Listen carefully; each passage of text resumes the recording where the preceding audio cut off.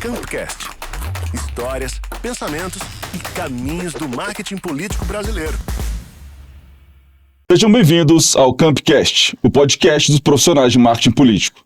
Meu nome é Bruno Hoffman, sou presidente do Camp e estou aqui mais uma vez com o meu inseparável, insuperável companheiro de bancada, Mário Rosa. Generoso, Bruno. Hoje nós temos aqui uma visita. Ele aqui estava dizendo até que parecia que estava num depoimento. Então eu vou ler aqui a ficha do Renato Dorgan, que é...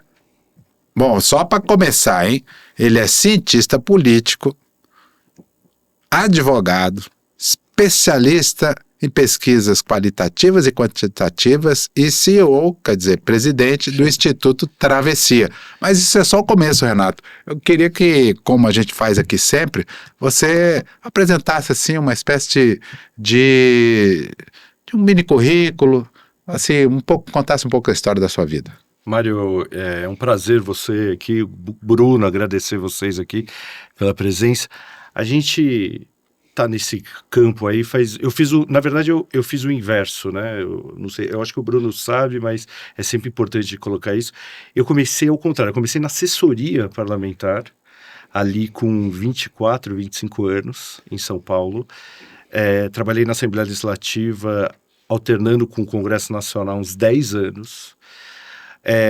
Antes eu já era formado em Direito. Nesse percurso eu me formei em Antropologia e depois eu fiz um intensivo, uma extensão em Ciências Políticas. Daí eu saí da Assembleia Legislativa de São Paulo ali por volta de 2010 para 2011 e fui me atirar ali para o campo da pesquisa quant inicialmente. Depois me interessei muito pelas qualitativas, comecei a me aprofundar mais, conheci uma série de pessoas do ramo e entrei no mercado ali em 2011 para 2012. Tive uma série de parcerias esses anos todos, inclusive com o nosso companheiro do Camp, o Maurício Moura, do Ideia. A gente foi sócio ali em 2015, né? E depois eu continuei a Travessia, que é o meu instituto inicial ali, o Instituto Travessia. Hoje a gente faz qualitativas no Brasil inteiro, tenho também quantitativas, faço muitas quantitativas, só que a gente não publica praticamente nada em período eleitoral. É muito difícil eu publicar em si pesquisas, elas entram muito mais no campo da estratégia ali, muito em complemento das qualitativas, que é o grande negócio que a gente faz hoje. Hoje temos ali alguns sociólogos, alguns psicólogos trabalhando com a gente e conheci todas as capitais do Brasil por causa disso, conheci muitas cidades do Brasil, né, desde o interior do Amazonas até o Nordeste, até o sertão ali do Ceará, Vale do Jequitinhonha, Baixada Fluminense, que a gente estava falando aqui há pouco, o sul do Brasil, interior do Rio Grande do Sul. Assim, é um aprendizado enorme no Brasil inteiro e eu acabei conhecendo, né, não só na teoria, que foi meu início, mas na prática o que é o Brasil, né? São vários Brasis dentro de um Brasil. E é muito gratificante, eu gosto muito dessa... E poder ajudar também os profissionais do marketing político, a gente ali na qualitativa, principalmente, mas na quant também acaba ajudando ali na estratégia, ajudando os profissionais a montar suas campanhas e seus governos também, né? Eu faço muita pesquisa governamental também de mandatos, então é uma área que a gente gosta muito e estamos ali, talvez eu esteja ali no auge, ali, não no meu auge, mas no auge da minha empresa, de fazer ali, hoje a gente está fazendo dinâmicas ali, Brasil inteiro, esse ano a gente já fez vários grupos ali. A pesquisa qualitativa, apenas para quem não entende muito, mas mesmo para quem entende, explica um pouco como é a pesquisa qualitativa e principalmente para que ela se destina, qual é a importância estratégica da pesquisa qualitativa?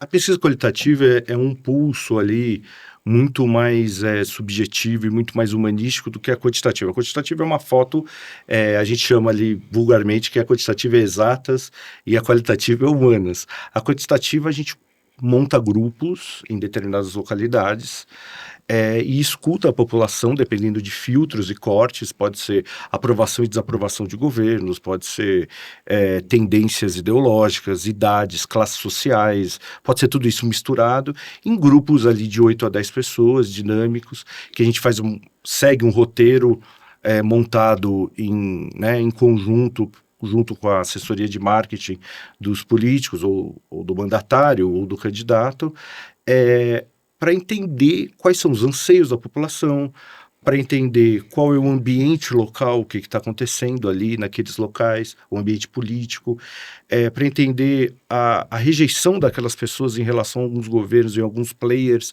políticos, para a gente testar narrativas, para a gente testar desconstruções, por que não?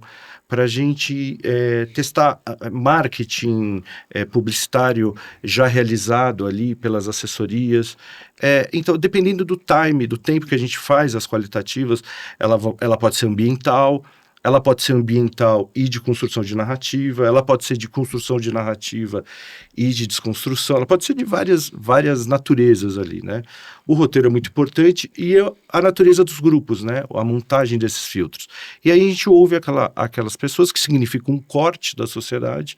A partir daquele corte a gente monta um diagnóstico que vai auxiliar os profissionais de marketing político que estão naquele mandato ou naquela campanha a montar as suas narrativas, as suas estratégias, a entender quem são os players daquela cidade ou daquela região, daquele estado, o que for, até para se posicionar politicamente, né? E muitas vezes ali, hoje em dia, né, uma nova fase ali que a gente percebe muito aflorada depois de 2016, ideologicamente também, né? A composição de corredores políticos ali, que hoje são muito importantes nas disputas, né? Quem está preenchendo tais corredores, tudo isso. Então, assim, ela pode ser de milhares de maneiras, né? A gente pode cortar ela em várias formas ali, a gente pode definir por idade, por ideologia, por religião. Aí você pode fazer, depende do tamanho do que você quer fazer ali, você pode transformar ela numa coisa multifacetada. Os Estados Unidos usam ela de uma maneira muito segmentada ali, né? Ele vai até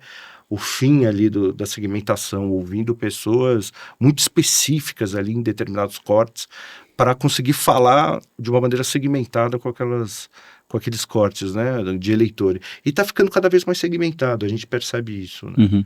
É muito legal isso, Renato. Enfim, um dos papéis desse Campcast aqui é justamente trazer para o público que está começando também, né? Claro que a gente fala com os especialistas, mas a gente fala também com o público que está começando a entender, porque em geral o que a grande mídia cobre são os resultados de quantitativas, de intenção de voto, etc., né? E às vezes tem algumas pessoas que acham que esses quantitativos e as qualitativas que a gente está falando aqui, elas são muito, muito utilizadas talvez num período de diagnóstico inicial, né? Quando se começa a se pensar como será a estratégia, a comunicação da campanha. Sim. E aqui você já está deixando bem claro que elas andam juntas, né? A pesquisa, uma campanha, quando possível, que tenha os seus recursos financeiros, que tenha essa possibilidade de ter uma equipe, vamos dizer, completa, né? Ela tem um instituto de pesquisa, tem profissionais de pesquisa a todo momento testando todo o principal material, né? Quando a gente vê uma campanha presidencial, por exemplo, antes dela ir para o ar, ela pode ser testada, né, por diversos grupos, de diversas formas, né, se ela for estratégica, se tiver tempo hábil, né, para poder fazer ajustes naquele discurso, enfim. Então isso é realmente muito, muito interessante e muito válido, né?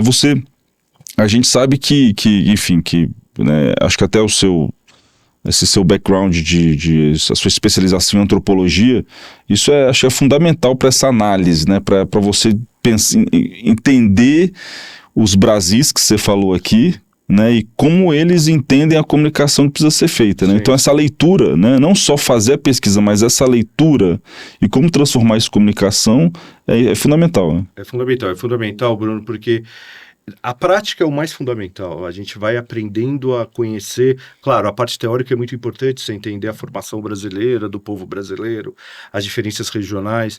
A grande diferença para mim, que são as classes sociais. Eu gosto muito de dividir grupos e tentar entender o país e as regiões e as próprias cidades pelas classes sociais, né? A, B, C, D, né? Principalmente. Mas, assim, a prática é onde a teoria é legal, importante, para você entender a formação do povo brasileiro, sacar algumas coisas, mas a prática é essencial. E é um país que muda, que ele vai mudando. Ele não é um país... Ele já foi um país muito estático ali, nessa diferença de classes, nessas diferenças regionais. Hoje, eu acho que com o advento, principalmente no pós-internet e a intensidade das redes sociais ali depois de 2010, onde as pessoas começam a receber informação de todos os lados, ele é um país mais mutante regionalmente por classes sociais. Ele ficou ali durante várias décadas muito parecidos ali, muito parecido às classes e às regiões do Brasil, mas hoje a gente percebe que ele é muito mutante, e principalmente, além das classes sociais, as idades, né? As gerações. Você tem uma geração ali com menos de 35 anos que é muito diferente, mas muito diferente do que a geração com mais de 55, 60. Existe um abismo praticamente, e que não era assim. Você pegava ali nos anos 80, antes então nem se fala, mas anos 80, 90, existia uma certa sincronicidade por classe, mesmo com idades diferentes e gerações diferentes. Agora não, agora existe um abismo, e daí você tem que aprender a entender isso, e daí entre os aspectos regionais, né? Aí entra as questões antropológicas de ciência, a de ciência política, de ciência social, você mistura tudo isso num caldo, mas a prática de você ouvir, você vai mudando, ela é mutante. Isso é uma coisa que eu estou impressionado. Nos últimos anos, cada vez é mais mutante. Você volta no mesmo lugar. 2 anos depois já mudaram algumas coisinhas ali. Sim. Ali já tem, mesmo no mesmo corte de classe, idade, sexo, que já tem alguma... Tá muito diferente a sociedade. Você pode aprofundar pra gente um pouquinho isso, que eu fiquei curioso, que nesse abismo das pessoas de menos de 30 com mais de 50, quais são as principais diferenças aí? Tem uma mudança de hábitos e de costumes, uma questão mais de tudo, assim. Eu até tenho uma apresentação que eu faço, quando eu vou falar, assim, existe uma diferença muito grande, do jeito que se relaciona no trabalho, do jeito das relações afetivas, do jeito que se relaciona com os amigos, do jeito que você se relaciona com o consumo também, economizar ou não dinheiro, a questão da casa, a se vai ter estabilidade, casa por exemplo. Por o mais novo, a questão do trabalho, ela não é uma coisa, olha, eu preciso ser isso e daí eu preciso seguir nessa profissão a vida inteira. Não, é uma coisa muito mutante. A questão do consumo é importante para todos, mas para os mais novos tem uma coisa muito confusa, né? Que daí dá para entender, ou porque muitos jovens são à esquerda, ou porque muitos estão até aderindo ao anarcocapitalismo, que eles falam, que é essa direita mais né... sei lá, do espetáculo ali, que é a questão assim, eles gostam do consumo, mas ao mesmo tempo eles têm críticas ao capitalismo. Nos mais velhos, ele não critica tanto o capitalismo. As questões dos costumes para os mais velhos, assim, são mais a família como centro do negócio, a religião como estável, a mesma religião, entendeu? A vida inteira. Os jovens não, eles orbitam demais na religião, então a formação do que a religião traz para você como informação, ela vai mudando também esse jovem. Então, assim, não difícil, eu pego jovens ali que podem transitar dos 20 aos 30 anos nos tempos de hoje. Começa ali um catolicismo, ele passa por uma coisa mais espiritual ali, mais alternativa, daí ele daqui a pouco está se convertendo ao protestantismo, e assim, nas periferias, nas grandes cidades, você está vendo até conversão no islamismo no Brasil. Em São Paulo, por exemplo, nas classes mais baixas, eu estou vendo jovens se convertendo ao Islã, ou ao evangélico, jovens que têm... Então isso vai mudando demais a cabeça dessa geração, e a questão política vai mudando. E como que você vai conversar com eles? Não tem uma fórmula mágica, né? Porque ela é muito mutante. As redes sociais, elas trazem essa mutância ali constante. Então, existem abismos ali de idade, de classe social. A classe AB, ela se relaciona de um jeito com a cobrança dos governantes, com as expectativas das narrativas dos candidatos, enquanto a classe D, ela tem uma relação direta ali e muitas vezes do momento ali, que o que você ali coloca, propõe, entendeu? Os efeitos da rede social para a classe mais baixa e para a classe média alta são completamente diferentes, entendeu? A gente percebe, a gente continua ali em alguns lugares do Brasil falando para os publicitários ali, para os marqueteiros, produzir impresso, fazer programa em rádio, não deixem de fazer isso, a gente fala porque a classe D muitas vezes, ou C2, a gente vai ouvir, e eles não estão ali na rede social conversando sobre, eles estão na rede social, mas eles não estão buscando informação sobre política, eles estão buscando informação sobre outros assuntos, sobre entretenimento, sobre outras coisas, entendeu? Sobre saber como está a vida do vizinho, e daí a gente vê, às vezes, candidaturas projetadas totalmente nas redes sociais, em rincões aí do Brasil, e falam, infelizmente, você não está conversando ali nas classes mais baixas. Então, a qualitativa te permite entender tudo isso ali de uma maneira bem detalhada. Claro, ela escapa de coisas, porque para você absorver todas as informações, você precisa de um leque de quantidade de grupos absurdo, e o Brasil ainda não é um país como, vamos supor, a Inglaterra, os Estados Unidos, a França, que faz ali, o normal ali é você fazer 50 grupos, 60 grupos numa eleição de governador, de prefeito. Aqui não, aqui o budget das campanhas é menor, e ainda a atenção pela pesquisa, ela ainda não é do tamanho que ela poderia ser. Então, ali você, claro que vai escapar algumas coisas, mas a qualitativa te ajuda a segmentar, está muito diferente, né? Antigamente você fazia 2, 3 estratégias no máximo ali numa campanha, estou falando grande, majoritária, de presidente, de governador. Hoje não, hoje você precisa conversar ali, muda demais a conversa, né? E eu sou contra esse negócio do regional, eu sou da turma do classe social. No Brasil a discussão, estou falando ali numa ótica mais presidencial, numa campanha presidencial. Eu não acho que a grande diferença é o regional, mesmo com os aspectos sociológicos, tudo. A grande diferença são as classes sociais. Se você for ver, os resultados nacionais são muito parecidos por classe social nos lugares. Agora, tem lugares que tem mais um tipo de classe social. Ou seja, o muito rico, menos, né? O muito rico no norte, nordeste, no sul, eles pensam muito mais parecidos do que entre... A questão é que tem regiões no Brasil mais ricas do que as outras, e mais pobres do que as outras. E daí os resultados são muito parecidos, mas não é porque o cara é da região X ou Y ou Z, é muito mais corte social. Eu sei que tem profissionais que acham que daí entra muito essa questão, não é nem sociológica, é uma questão meio, é uma visão mais europeizada ali da sociologia, é uma visão que povos que são diferentes, sabe, etnias e formações de população que definem sociologicamente lugares. Define também, concordo. Sim. Mas no mundo de hoje a questão financeira, a questão da classe social, num país miscigenado já faz um tempo, eu acho mais determinante. Renato, o que eu acho mais interessante de todo esse painel que você apresentou, e eu nessa primeira temporada cumpro aqui um papel sempre destacar a opção aqui estética desse cenário, que é uma opção do Bruno, de colocar sempre o profissional de marketing aqui, o nosso entrevistado, no centro, né? Para compartilhar esse conhecimento todo e transformar isso numa forma de ensinamento, sem nenhuma pretensão, mas transformar esse conhecimento, retirar isso aí, a sua vivência toda, essa formação de antropólogo, e de todas essas ferramentas de conhecimento que você tem, experiências práticas, para compartilhar com as pessoas que são curiosas, com as pessoas que estão começando nessa profissão, com outros profissionais de comunicação, porque não há um conteúdo como esse disponível hoje no Brasil. E, dito tudo isso, eu pergunto a você se é possível dizer que há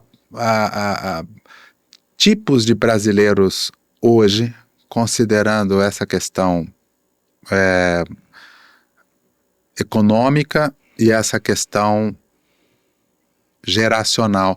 Se você poderia definir, digamos assim, estereótipos. Estereótipos são sempre muito, digamos assim, perigosos. Mas eu antes de te perguntar, de você responder, eu quero falar para quem estiver nos assistindo, como é complexo essa questão de marketing político, eu vejo, esse é um dos profissionais que trabalham na campanha. Eu falo muito dos marqueteiros, aí da pessoa que idealiza, mas veja a cadeia de produção que tem no marketing, né, Bruno? Perfeito. É uma quantidade de pessoas, de talentos. Tem o pessoal que produz os vídeos, tem as pessoas que fazem as músicas, as pessoas que fazem os músicos, diretores de filme, diretores de arte, de iluminação, as pessoas das quales,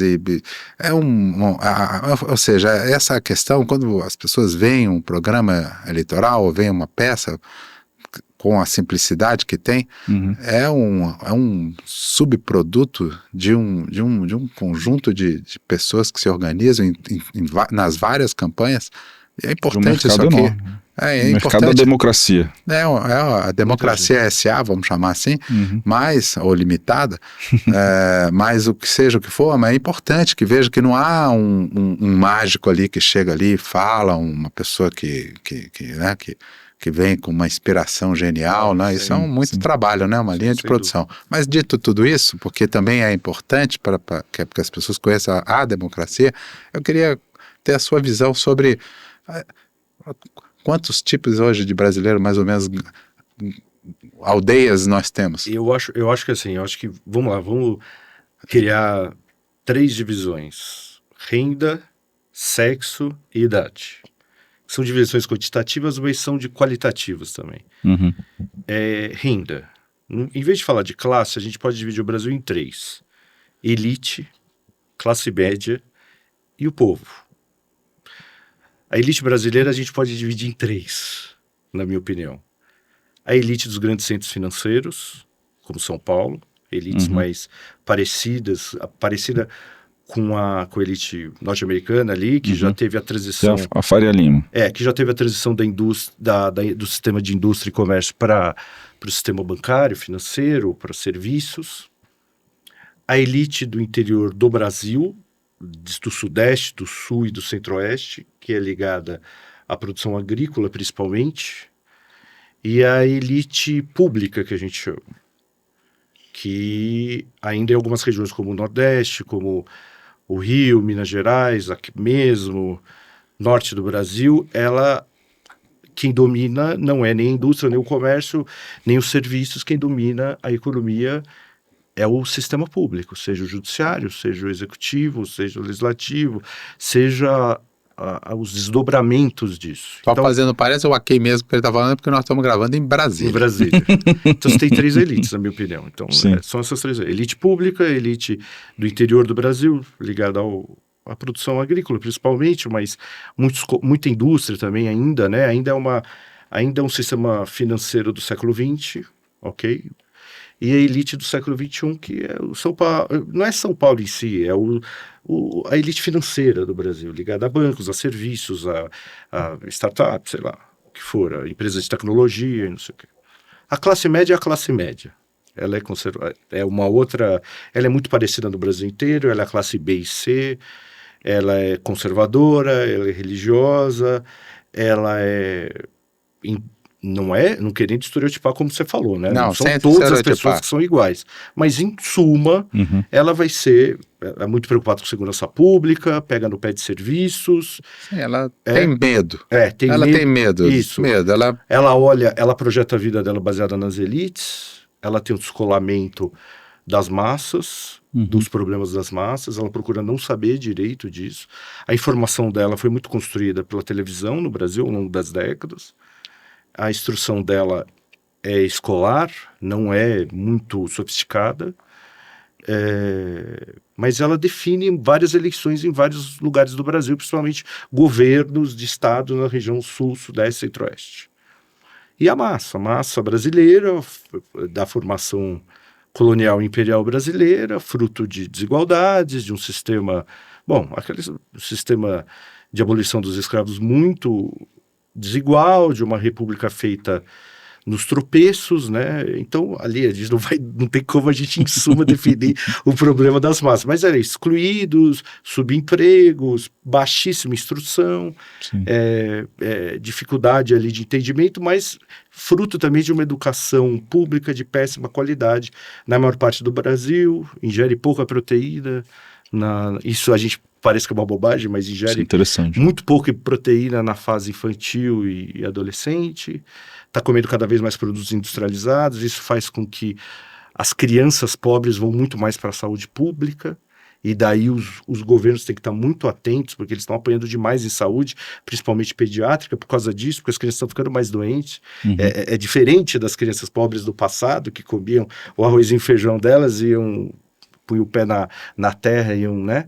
Hoje não, elas comem industrializados, elas vivem em pequenas casas, elas não se movimentam direito, elas vão ficando doentes. Tomam sol. Vão enchendo as UBS e vai virando um problema crônico no país, eles vão crescendo, obesidade hoje no Brasil é maior entre os pobres. Então assim, problema de falta de oportunidade de emprego, tudo isso. Renda. Idade. Vamos lá, são várias gerações, mas tem uma diferença de geração. Geração de 16 a 25 é uma geração completamente de internet, diferente, não se preocupa com costumes, não se preocupa se você é isso, aquele outro é aquilo.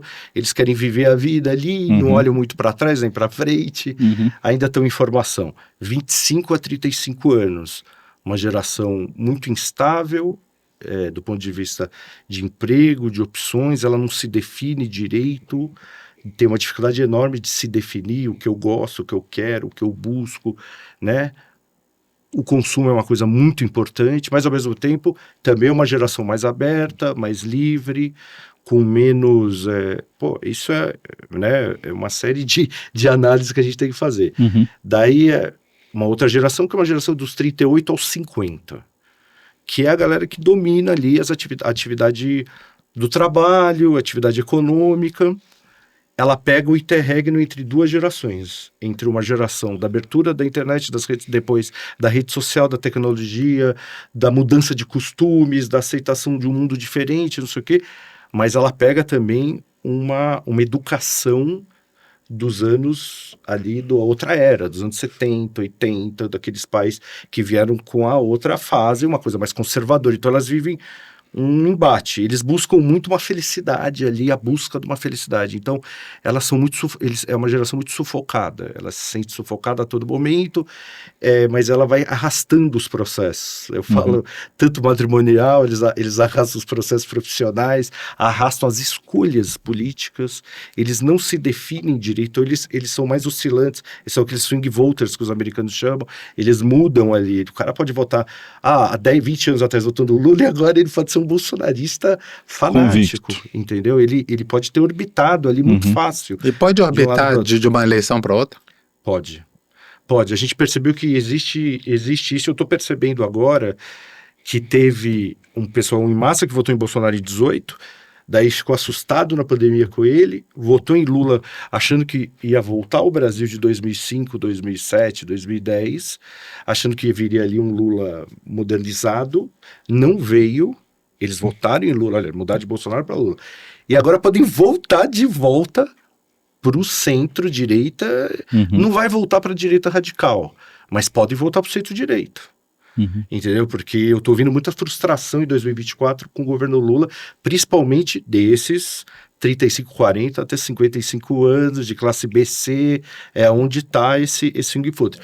E daí outra faixa, o pessoal com mais de 55, 60, que é o pessoal do mundo do século XIX, que tem convicções, família única, trabalho meu é esse aqui, minha profissão é essa, muito ligado a bens de família, ao carro, à casa, tem dificuldade ali de aceitar diferenças de hábitos e diferenças na vida, de mudanças. Então isso, se transportando para a política, ele acha que o certo é isso. Então Bolsonaro, ele cria uma identidade nacional muito inteligente ali, de trazer um Brasil dos anos 70 60, 70, mas principalmente 70, a todo momento, porque fideliza esse mais 50, que ele se sentia mais seguro, uma vida melhor, porque ele estava ali na infância, né? Uma outra época. Então, existe esse corte. E daí o sexual, homem e mulher. Mas só... Muito diferente. Só interrompendo. Mas você também não tem isso com pessoas mais velhas que possam ser mais de esquerda também por causa disso? Também. Porque também o Lula é alguém que está na política desde 78 aí, desde da greve do ABC, né? Mas o modelo de vida do Brasil é estabelecido pela ditadura militar dos anos 60 e 70. Exato. Que é o que o Bolsonaro vendia ali, um modelo de segurança máxima, né, de estabilidade financeira da classe média, né, que é o que ele vende ali como narrativa. Sem dúvida, mas você também tem um pessoal que tem uma esquerda se contrapôs a isso, que também é dessa geração, muita gente, que não muda também. Que também não muda. Que é inflexível, de esquerda. Também muda, E os inflexíveis de esquerda ou são ideológicos jovens ou são os mais velhos, que é os últimos socialistas, na verdade, porque o que a gente vê dos jovens de esquerda é que eles não são do socialismo marxista-leninista. A formação deles é um socialismo de costumes, um socialismo de abertura de costumes, de hábitos, de mudanças de hábitos, de diversidade. Mais arejada. De esquerda, da esquerda europeia e da própria esquerda dos democratas, do Partido Democrata Americano. O socialismo clássico, ele está morrendo ali com os mais velhos, que também são inflexíveis, sem dúvida. Sem dúvida nenhuma. Antes de ir pro sexual, 1970, vamos botar assim, nós tínhamos a grande coalizão da classe média, das pessoas mais pobres e mesmo da elite, acho que em grande parte apoiando o regime militar. Sim. E, sei lá, não sei quanto que era divergente. Eu acho que passe de 20%. 20%, talvez 25%. tivesse noção, assim, né? Porque era uma coisa assim. Sim. Você acha que esse pessoal que envelheceu ficou mais ou menos nessa faixa aí também? Eu acho. Ficou isso aí. Eu acho. E eu acho que daí encaixa demais você tá falando dos 80, né? Da esquerda, sim. Eu tô dizendo esse pessoal mais de 60, ficou 80, ficou 80 a 20. Ficou. Pode ter ficado uns... eu acho que é uns 80 a 20. Então, ou seja, manteve mais uma coisa impressionante. Pode ser, 70 a 30 na 70 melhor. 30. Mas é uma coisa impressionante. Os mais velhos... porque não é uma questão só do que está acontecendo agora. Primeiro, é mudança de costumes, né? De costumes de tudo, de vida, de isso aqui. E ele está vendo ali em loco os netos mudarem demais. Porque antigamente os filhos eram meio que parecidos. Eles eram mais jovens, mas eles iam ficando meio parecidos com os pais. Hoje, a geração dos netos e bisnetos, dos com mais de 60, são muito diferentes. Mas muito diferentes do que foram os avós. Eles já começam a visualizar uma diferença brutal ali. Realmente existe, não é uma coisa... toda geração se fala isso. Não. Esta geração é uma geração de mudança, como foi a dos anos 60, né? Como foi a dos anos 20, né? Do século passado. São mudanças geracionais de verdade. A gente tem uma mudança geracional real. Não é só uma continuação, que daí aquele filho vira um mais velho conservador, e daí vai vir um novo filho dele. Era uma sequência isso. Não é. É muito diferente. E o sexo, que é mulher e homem, é muito diferente do ponto de vista político. A mulher é muito mais preocupada com questões como educação e saúde. Os homens são mais preocupados com segurança, são mais críticos à corrupção. As mulheres não gostam de candidatos muito agressivos ali, muito só... Mas aí que daí? Aí você começa a fazer os cruzamentos da mulheres de classes mais altas, mais velhas, até aceitam candidatos mais agressivos. Mulheres jovens não suportam candidatos mais incisivos. Aí você começa a criar os cruzamentos do renda, sexo e idade, que vai tendo tribos ali, né? Se a gente fica aqui, se você pegar, você vai criar ali... A princípio você tem ali 5 de classe, estereótipos que você falou, 2 de sexo e umas 4, 5 gerações de idade. Mas se você for fazer os cruzamentos desses 3, você vai ter ali uns 30 personagens nacionais ali. Eu já pensei, inclusive, desenvolver esses 30 personagens. Esses 30 brasileiros aí. Existe ali, mas você vai ter que fazer os cruzamentos ali segmentados. Você vai pegar normalmente cortes muito parecidos. Claro que tem as diferenças, sempre tem pessoas diferentes, o mundo é diferente. Claro, mas em linhas gerais você vai pegar esses estereótipos, mas dentro desses 3 cruzamentos ali. Você falando aí, contando todos esses nichos e como eles se cruzam e como as pessoas vão pensando e a razão pela qual elas, né, se importam com isso ou com aquilo, eu fui pensando junto aqui, cara, se botar todos esses dados dentro de uma inteligência artificial, ela vai nos dizer quem é um candidato predileto a presidente em 2024, por exemplo, 26, perdão. Pode, mas aí você pode até buscar isso. O discurso desse cara é mais ou menos assim, olha, eu acho que, mas na verdade, eu diria que todavia não. Porque sim. Aí nem você vai ter que não sempre. Aí você vai ter que ouvir de ele não verdade. sai da primeira palavra. Ele vai definir os estereótipos, mas assim, aí você precisa realmente se debruçar, porque muitas vezes, aí entra o aspecto regional. Muitas vezes tem eleitores que falam o que pensam, tem alguns eleitores que metem o pau no que gostam. Tem isso, tem uma região do Brasil que mete o pau no que gosta e elogia o que não gosta. É igual brasileiro entre brasileiro, a gente fala mal do país, mas o estrangeiro não pode falar mal. Nunca conta a verdade do negócio, que você tem que usar, você tem que cercar de um jeito que eu tenho que usar, às vezes, até psicanálise ali, para a gente conseguir ouvir os caras. Tem caras que são escondidos.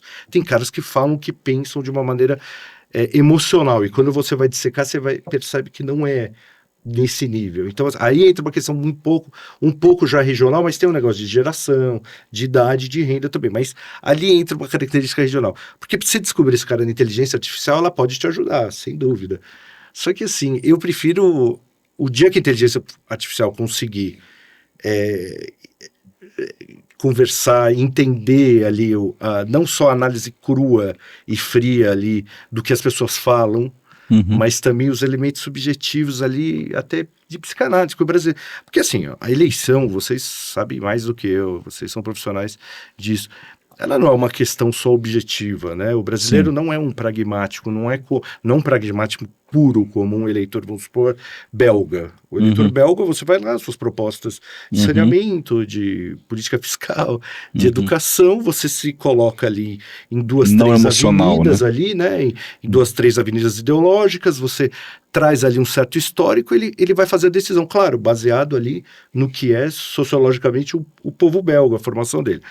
O brasileiro não, o brasileiro tem um aspecto emocional muito forte, tem aspectos pessoais ali muito complicados no brasileiro. O brasileiro é um povo, não quero criticar o brasileiro, muito pelo contrário, eu sou apaixonado pelo brasileiro, mas ele é fantasioso ao extremo.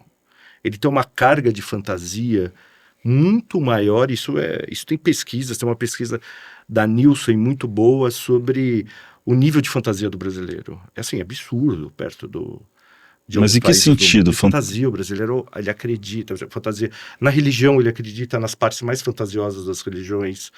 Nos relacionamentos afetivos, ele é muito fantasioso. Ele acredita na seleção brasileira. Na seleção brasileira. O sucesso do futebol é muito baseado nessa carga alta de fantasia. O carnaval é muito... sucesso, só fantasia. É muita fantasia. Então, assim, não é que é um povo mais fácil de se enganar, não é isso. Mas é um povo que acredita em coisas... Muito esperançoso. Que você fala, você fala para junta aqui um alemão, um sueco e sei lá, vamos pegar de um outro lado do mundo, um japonês. Os caras vão falar, não, por favor, esse cara aí tá falando, não tem pé na cabeça, ele não vai conseguir. Brasileiro Melhorou muito isso, a carga de fantasia. O brasileiro faz Mas reflexões... isso quer dizer que o brasileiro está mais suscetível a fake news, por exemplo, Muito nesse mais, sentido? muito mais a narrativas de desconstrução, muito mais a fofocas e boatos, muito. Não que todos os lugares do mundo, mas ele é um povo muito fantasioso. Ele acredita em coisas muito lúdicas, ele é lúdico, ele é subjetivo. Então, não é tão fácil assim você, inteligência artificial, por isso que eu estou falando disso. Pois é. Não é tão fácil. Jogando na inteligência artificial, ele vai te dar uma resposta de um eleitor norueguês. Eu não sei se eu vou cometer aqui algum É. crime comportamental, se eu estiver cometendo, mas eu não sei como é que a inteligência artificial funcionaria no Rio de Janeiro, se eu estiver falando mal dos cariocas. Mas tem um negócio do passa lá, que eu vou passar lá, que nunca vai passar lá, não vai passar lá. Quando o carioca sabe quando vai dizer, não, eu tem passo que lá passar. e eu não vou passar lá. Você Exato. sabe que não é. A inteligência tudo artificial, certo. no dia que ela decifrar falar, não vai, que o passa lá não é passa lá, Então, é isso. como é que ela vai fazer? É isso. E a impuntualidade, né? A impuntualidade, às 8 horas, O às princípio 8 da às impontualidade. 9h30. Que é do brasileiro, o princípio da impontualidade. São milhões de coisas. E aí tem as questões de mudança das questões regionais, que é do cruzamento dos povos, das colonizações que tiveram no Brasil. Você faz um grupo no interior do Rio Grande do Sul, o cara parece que ele tá brigando com você, mediador, porque ele quer falar todas as verdades. Ele faz um julgamento ali, parece um julgamento luterano praticamente, sabe que aquela coisa, é um julgamento luterano das pessoas, ele fala tudo o que ele pensa, ele não tá nem aí para a opinião dos caras do lado. Só que daí em Minas Gerais, o cara, ele começa criticando quem ele gosta no grupo. E falando, esse cara até que é bom, e não sei o que. Na medida que você vai desenrolando o grupo, você vai entendendo que aquele cara, na verdade, ele critica de tanto gostar do cara. Porque ele quer que o cara corrija aquilo, e no começo ele acha que o mediador normalmente é alguma voz ali para resolver esse problema. É uma questão psicanalítica, entendeu? Imagina se eu jogo um relato de quali na inteligência artificial, ele não vai sacar isso. Não, Minas Gerais tem uma característica, eu estou cometendo já o segundo crime regional aqui. o que é? Mas Minas Gerais você tinha esconder o ouro, era uma cultura de sobrevivência. Você encontrava uma mina de ouro, você tinha que, para não, dentro do santo, tinha gaveta no prato. Era uma maneira de não demonstrar, inclusive, a prosperidade. Exato. Quando você encontrava uma mina, né, para não sofrer a taxação. Chama atenção, né? Né? Inclusive, naquela época, quando eles fizeram aquela grande revolta da derrama, Sim. que se tivesse hoje seria uma maravilha, porque era só 20% que cobrava, seria sensacional. Beleza, né? Barato, né? Então lá eles se acostumaram ao santo paoco, né? Então esconder as coisas. Camuflagem, né? Uma coisa camuflada. Por causa do ouro. Exato. Porque para não chamar atenção, não é? Então, aí você vai começando a conhecer os Brasis. Aí você vê, por exemplo, Vale do Paraíba em São Paulo, ele é mais de Minas Gerais. Agora, o interior de São Paulo, região Campinas, Ribeirão Preto, ele fala mais do italiano, só que é um italiano que não é o italiano de hoje, é o italiano que veio antes da Segunda Guerra, no auge do fascismo, com Mussolini ali, prometendo que o mundo ia ser maravilhoso. Ok? Então, ele traz isso para cá, ele prospera nessas regiões, ele vai ali para outras regiões do Brasil, prospera também, só que ele tem a lógica do lavoro, então a tendência dele ser um conservador, e um conservador muitas vezes à direita, ele vem dessa formação. Isso é ciências sociais. Só que no Brasil isso vai metaforzeando, isso é uma metamorfose, isso vai mudando, porque dentro do Brasil tem as máximas ali do princípio da impontualidade, a questão da camuflagem que você falou aqui, as questões que tem de uma salada mista, né? De muitos. Ele não é um país tão fácil assim, porque ele é um país da miscigenação real. Agora a gente está vendo realmente o que foi a imigração do século XX. Porque a gente viveu 4 séculos da miscigenação inicial, né? Do elemento português, depois do tráfico dos escravos e depois do indígena que vivia aqui. Na imigração alemã, italiana, isso cria árabe, japonesa, não sei o quê. No Sudeste e Sul, isso cria um impacto diferente. A questão é que a gente teve varguismo, tivemos um lapso de democracia, depois tivemos 25 anos de ditadura e começamos a entender do ponto de vista democrático agora, nos anos 90, e agora estamos começando a perceber as diferenças de Brasil, uma eleição ampla, que o analfabeto vota, blá, blá, blá. Então esse país ainda não está pronto. Decifrado, né? Não está decifrado. Mas você colocou um ponto, Está Bruno, começando a tentar decifrar. pergunto a você. Quando você fala dessa imigração europeia, italiana e tal, principalmente e conservadora, é curiosa, porque foi exatamente essa população que amplamente veio para cá, graças à nossa querida Embrapa, a expandir as fronteiras A região do centro-oeste. centro-oeste, e já chegou em Rondônia e fez aqui, e Exatamente. curiosamente Desenvolveu o Brasil. é também um bolsão bastante mais conservador, né? Não é? O pessoal não entende, por exemplo, por que Rondônia, Acre, Mato Grossão ali, o conservadorismo teve um voto... Porque se você for analisar a formação É a segunda geração do Lavoro, que você está falando. Na verdade, do Lavoro, né? Do elemento tanto gaúcho como do interior do Paraná, como não sei o quê. Eles foram ali para o centro-oeste nos anos 80 e 90, principalmente 80, para desenvolver o Brasil, graças à Embrapa, sem dúvida, desenvolveram o agronegócio brasileiro e deu certo, que aí você tem Só que eles vêm numa lógica não pós-guerra, de uma Europa em reconstrução, Europa democrática, que a Itália viu o que aconteceu, a Alemanha, todo mundo. Eles vêm numa lógica da promessa do paraíso. Eldorado. Não, eles vêm numa lógica que a Itália vivia nos anos 30 e da Alemanha também, que eles viviam que através de uma coisa mais conservadora ali, mais fátio, né, que os italianos chamavam, do lavoro, o trabalho liberta, aquelas coisas. Através disso, eles iam prosperar. E eles prosperaram no Brasil. E eles prosperaram.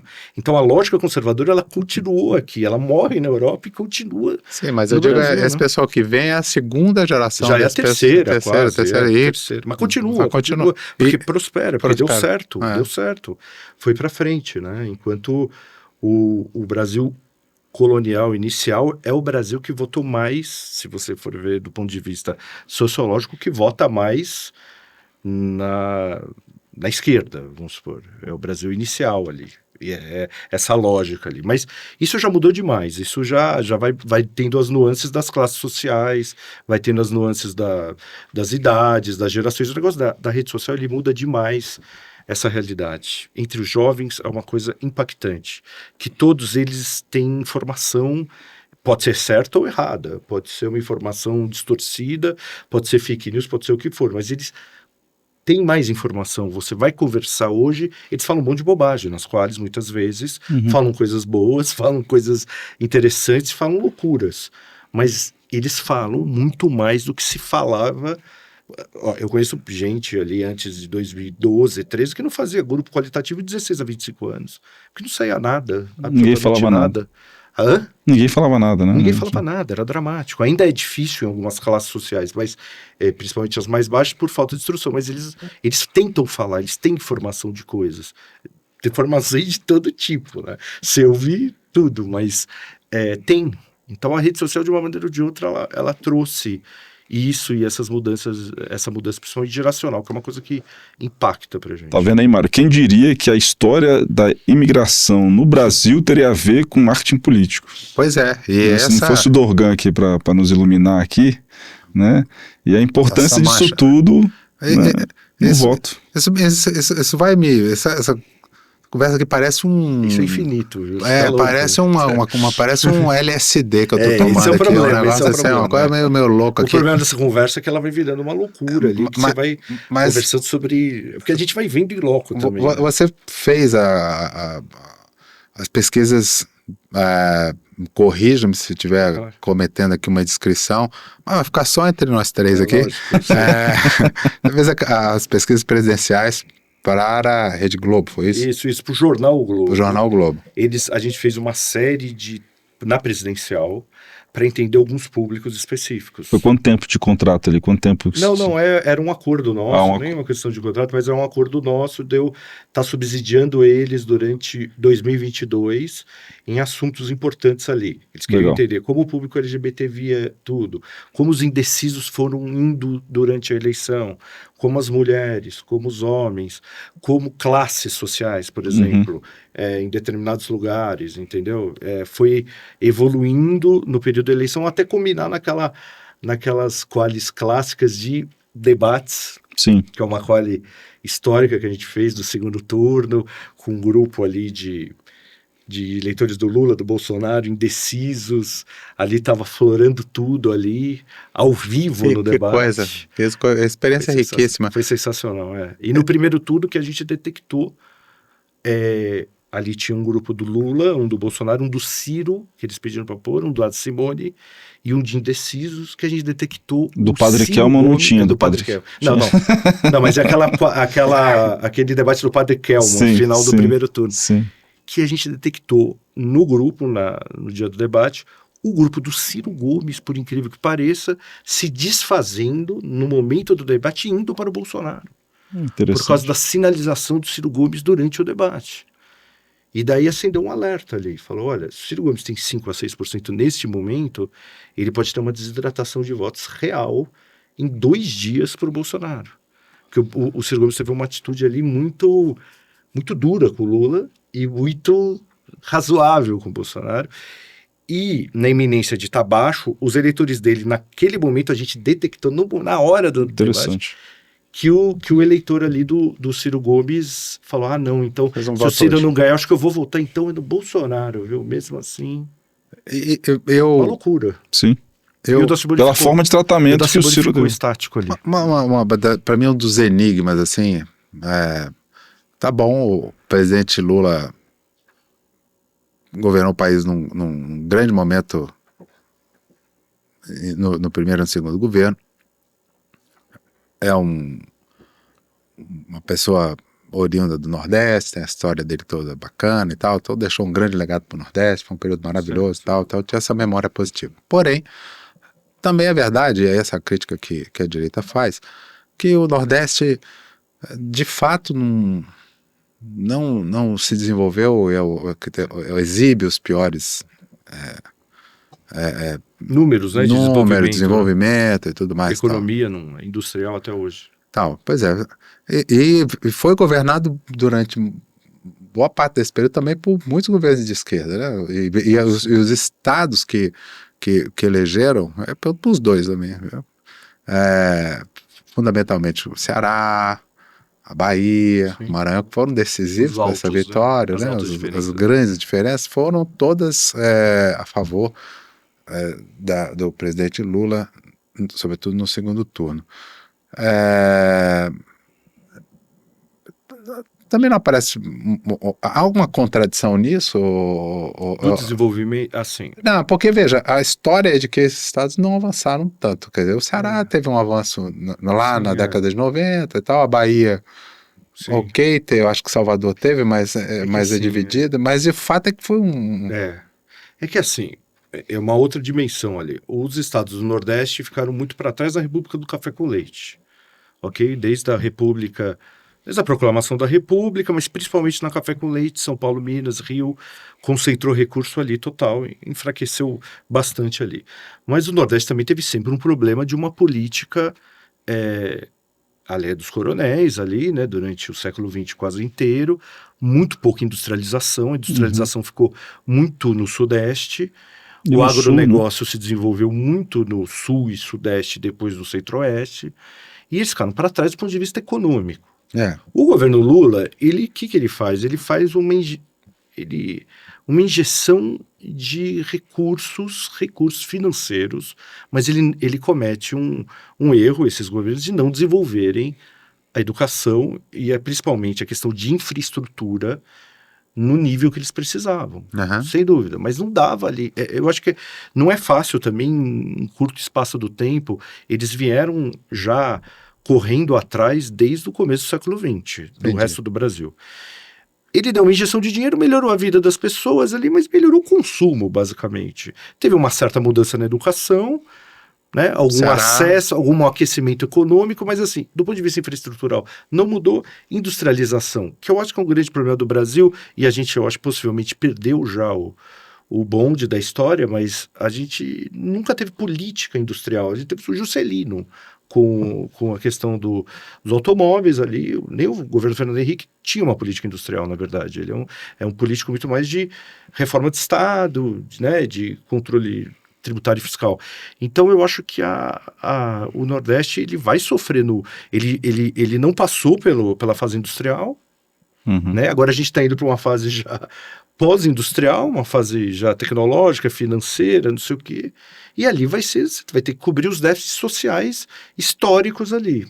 Os governos têm uma certa culpa? Tem, né? Eu acho que não em dimensão de corrupção que teve ali na fase do governo Lula e Dilma em todo o país. Não é uma coisa só, a questão infraestrutural nos PACs ali. Então você acha que Mas eles não conseguiram fazer a lição de casa. E o Brasil não consegue fazer a lição de casa de educação. talvez Ali a lição de casa de educação vai ter um impacto muito maior do que no Sul e Sudeste. Assim, ali realmente você vê que as pessoas elas têm problema de acesso ali. Não é educação, a qualidade da educação, mas ali tem uma dimensão muito grande de classe C2D, Mário. Então, o cara ali é comer. O desespero ali é fazer o cara comer. Então talvez seja essa a ideia, prévia. a ideia de que ele poderia cuidar mais. Sim. Foi a ideia. Não, esse cara vai ter mais cuidado com Esse comigo. cara, pelo menos, a gente volta a comer, porque é percebível ali na Covid e no pós-Covid um problema muito sério na ingestão de proteínas no Nordeste. As pessoas, a gente pegava os grupos em 2021 e 2022 falando que não comia carne há um ano. Bovina, nem suína, e estava comendo cuscuz com ovo e, no máximo, com salsicha. Da classe D. Isso foi generalizado. Teve uma queda financeira monstruosa ali e o preço da carne era... Tanto é que foi uma simbologia da campanha do Lula ficar falando da picanha. E pegou, na verdade. E, na verdade, caiu o preço do bovino. Não obstante, cresceu o preço de todos os alimentos e por isso que voltou a desaprovação. Né? O pessoal aí ensaiando, aí uma crítica minha, o pessoal ficou ensaiando falando que era o problema do conflito de Israel com a Palestina. Meu, classe C2D é bolso, não tem nada a ver com... O cara nem sabe o que é o conflito Israel e Palestina, essa que é a real. Então, a queda da aprovação dele é muito isso, porque era uma expectativa muito grande de queda de preço de alimentos. Ela existiu em 23, mas daí já começa no segundo semestre de 23 a desandar e agora voltou para o status quo antes ali do preço das coisas, né? Ô Renato, como é que você vê essa questão desses debates nacionais aí? Você estava mencionando isso aí, da questão da alimentação e tal. Me corrija se eu estiver errado, mas eu tenho um sentimento que quando a gente tinha essa briga de PT e PSDB, a gente falava de mais governo, de mais assistência, menos assistência, de subsidiar tal área da indústria para desenvolver isso, aquilo. E agora, recentemente, nos últimos anos, o nosso noticiário, o nosso congresso, ele está tomado por debates sobre aborto, sobre questões LGBT, sobre, assim, questões Banheiro que... de sexo. Isso, assim, como é que isso, né, assim, que é um pouco que acontece nos Estados Unidos há muito tempo, né, esse debate do aborto, ele está nos Estados Unidos há muito tempo, já acontecendo, né, mas assim, o que houve com a população brasileira, com a política brasileira, que parece que a gente deu passos atrás para debater isso, ou não?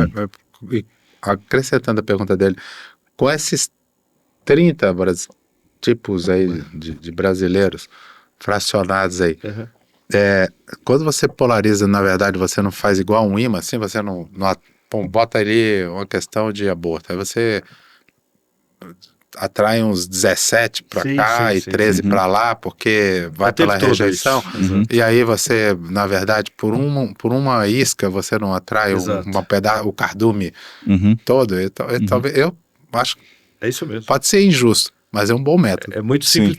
Simplificou demais. Ali ficou um negócio sobre... Não, empobreceu o discurso, a discussão nacional. Isso é óbvio. Empobreceu não só no debate, mas as pessoas também. Elas não conseguem discutir mais macro negócio de desenvolvimento econômico, emprego, como gerar. Já tem uma dificuldade enorme ali. Empobreceu a discussão, é isca mais fácil, tanto da direita como da esquerda, ok?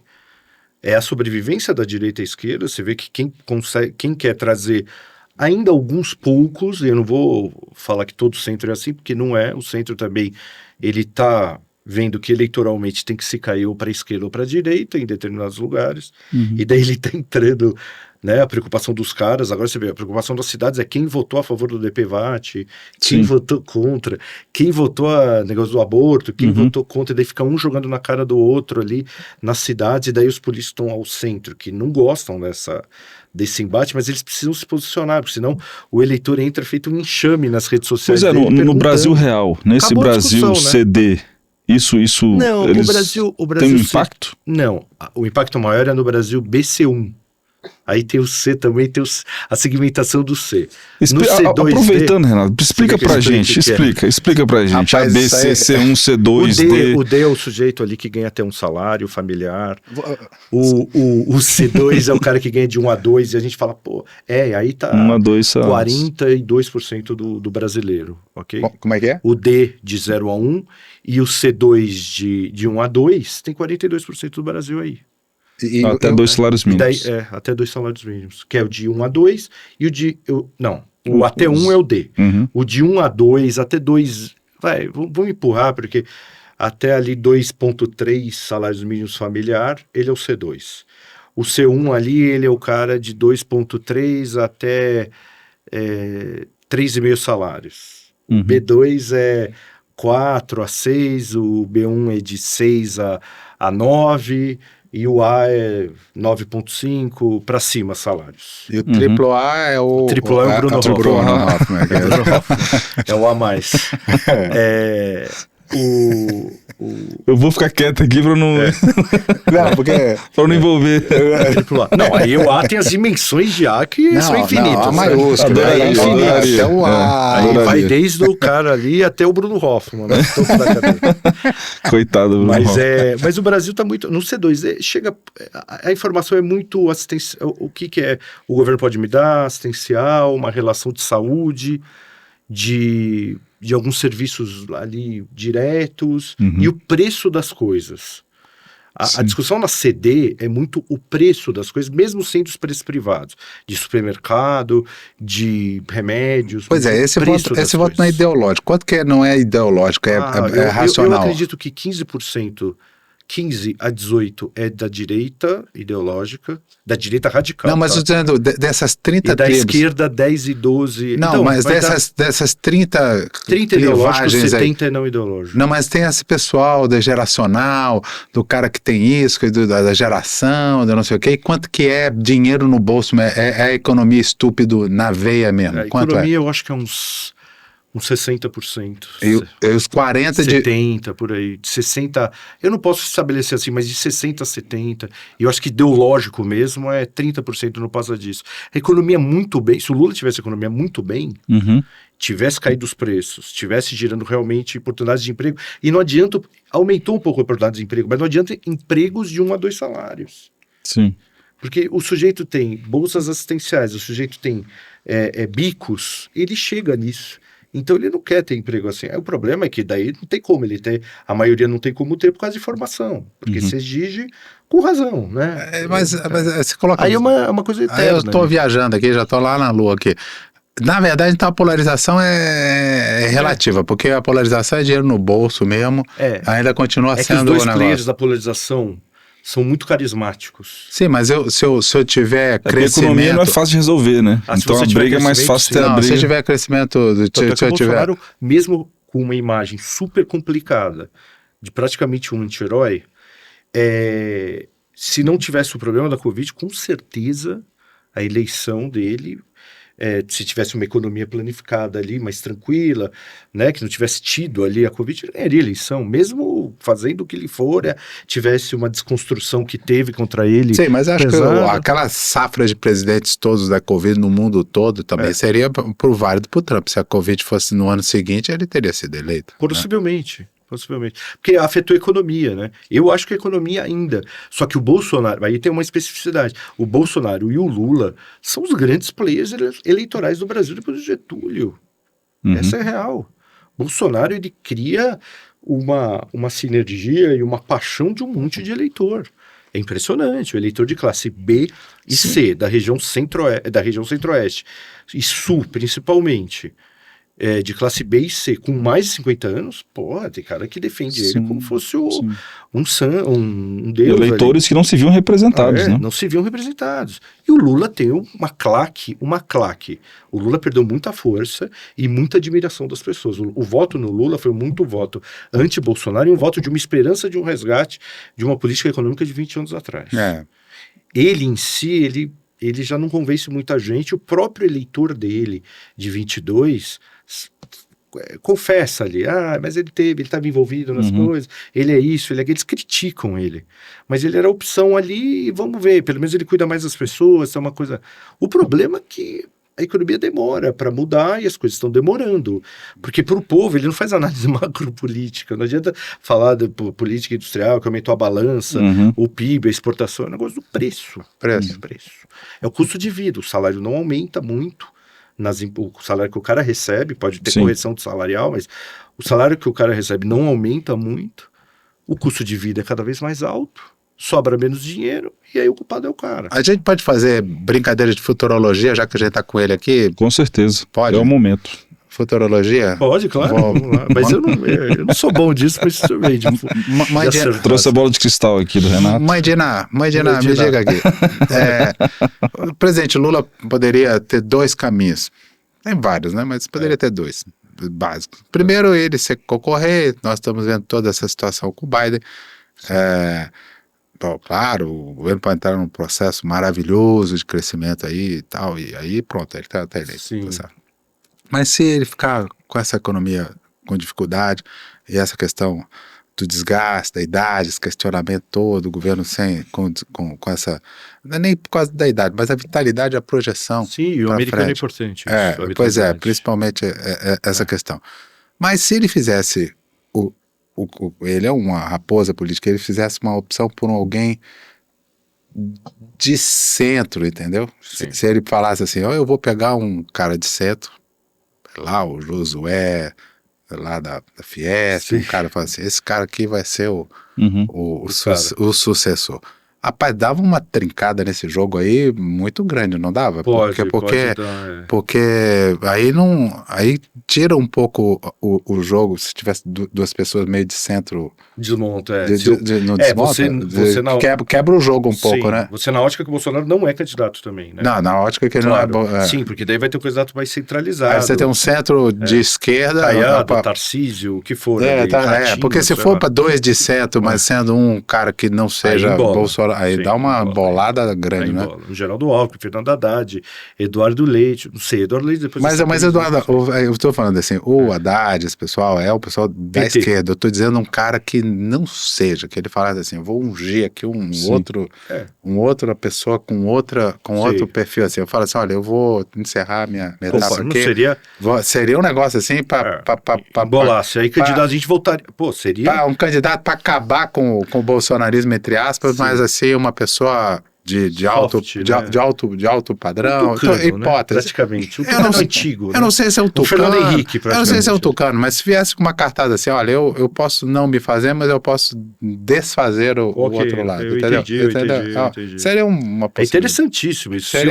Seria muito interessante para o Brasil e seria talvez vamos acabar com a polarização. A disputa mais sofisticada nossa de todos os tempos. Surpreendente. Porque mas eu não estou dizendo... Talvez discutiria o Brasil. Com isso eu não estou amaldiçoando ninguém, não. Pelo amor de Deus. Eu entendi, seria surpreendente. Seria interessante, porque eu acho que a eminência Bolsonaro não sendo, problemas judiciais ali, de ineligibilidade, tendo um candidato de centro-direita, direita ali em si, mas não uma direita tão incisiva como o Bolsonaro desperta. Não que o Bolsonaro seja, mas ele desperta uma direita incisiva.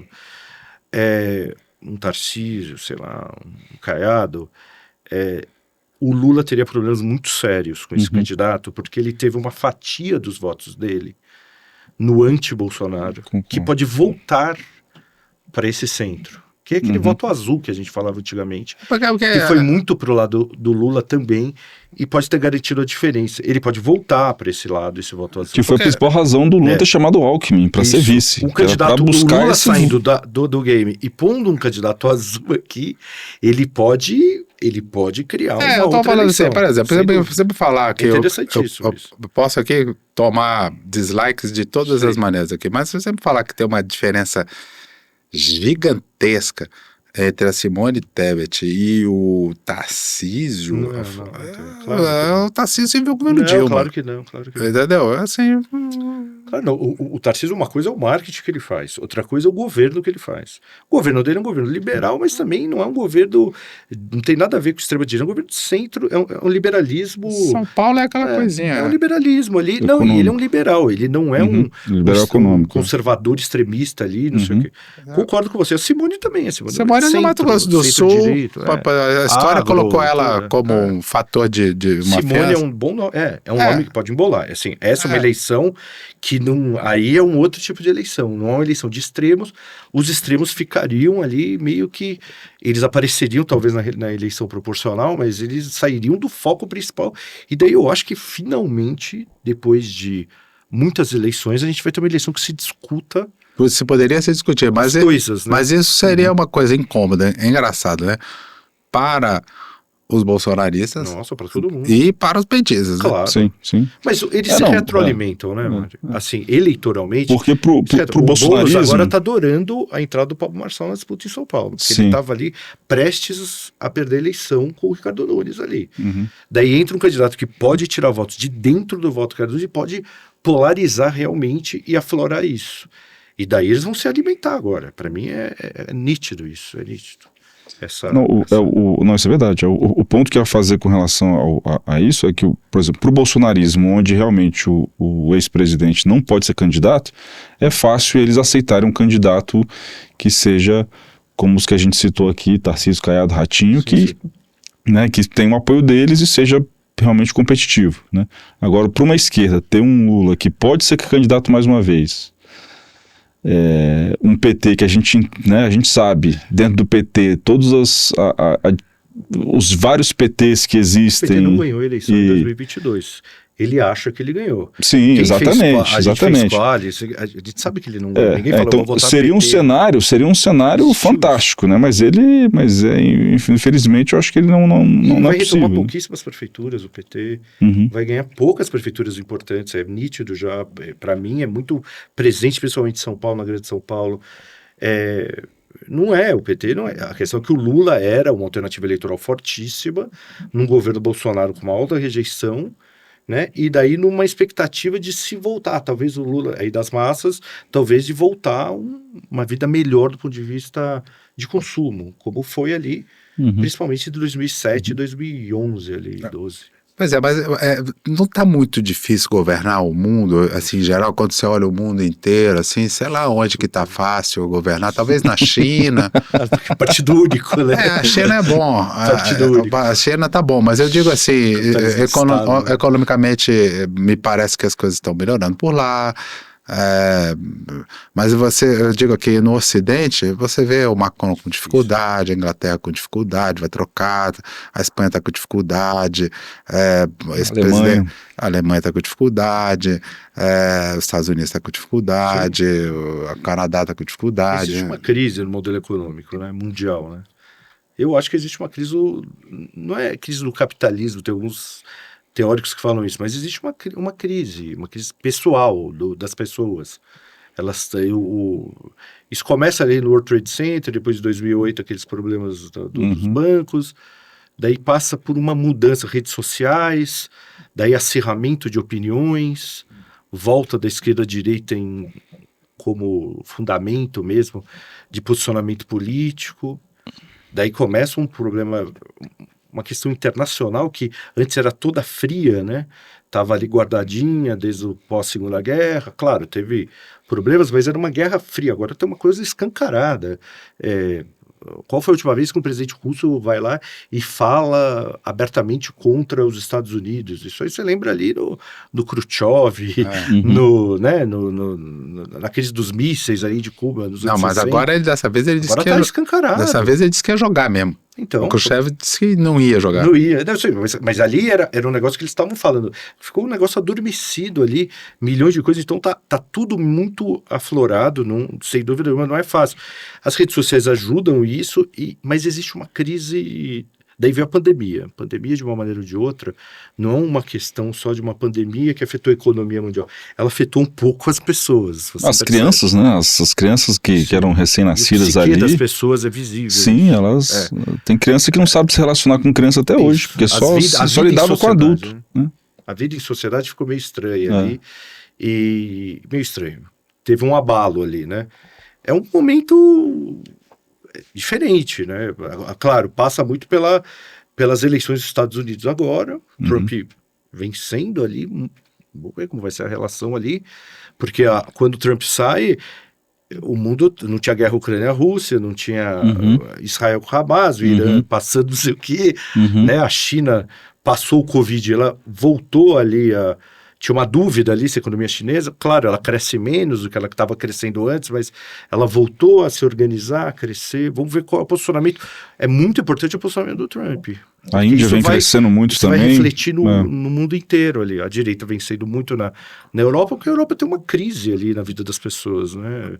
Eles chegaram num bem-estar social que não é maravilhoso. Então o cara está planificado, a sociedade está planificada do meio e não tem mais. O capitalismo não tem mais o que entregar. Ao mesmo tempo, ele sabe que o socialismo é um desastre ali, foi na União Soviética, eles têm o exemplo da cortina de ferro ali, então o que a gente faz? Então, ou eles voltam é muito do espetáculo, né, dos caras espetaculosos, daí a sobrinha do Mussolini vai lá, fica falando da fronteira com a França, coisas que você ouvia ali nos anos 30, de coisa de 100 anos atrás. Agora, então, um outro mundo, né? O que é tentador agora para eu te perguntar, depois de ouvir você fazer essa explanação toda sobre tudo, é perguntar a você qual foi a qualitativa municipal recente que você fez num lugar bem pequenininho, meio remoto e desimportante, porque eu acho mais fascinante é justamente isso. É uma pessoa com essa máquina toda na cabeça, e aí é disso que se trata esse programa aqui, é um programa sobre marketing político. Não é sobre análise.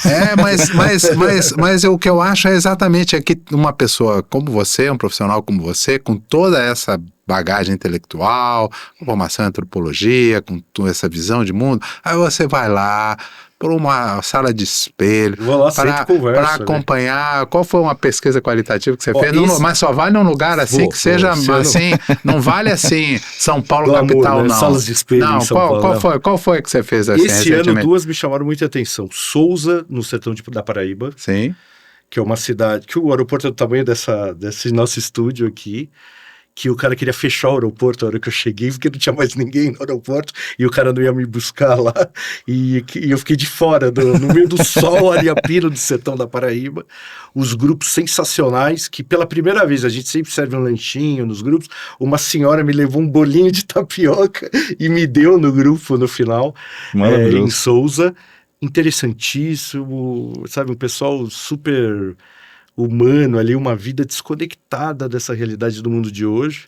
Ariquemes, em Rondônia. Olha que legal. Me chamou muita atenção. Na entrada da cidade, uma crise, né? Porque o garimpo, ele foi fechado nesse lugar. A extração de madeira também.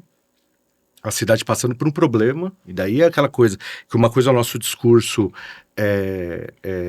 teórico, mas como que o garimpo e a extração de madeira, por mais problemático para o meio ambiente, mais incorreto que seja, a falta dele está impactando de uma maneira severa a economia de uma cidade que viveu muito tempo ali de uma prosperidade muito legal.